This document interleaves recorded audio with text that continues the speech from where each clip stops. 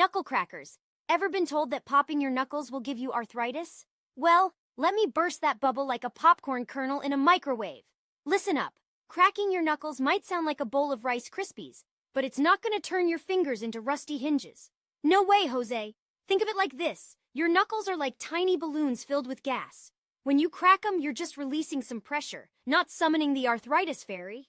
So go ahead, crack those knuckles like you're playing a tiny xylophone solo. Just maybe warn your friends first, unless you want them thinking you're turning into a human bubble wrap machine. Remember, folks, keep it crackin', keep it snappy, and keep those arthritis fears in the closet where they belong.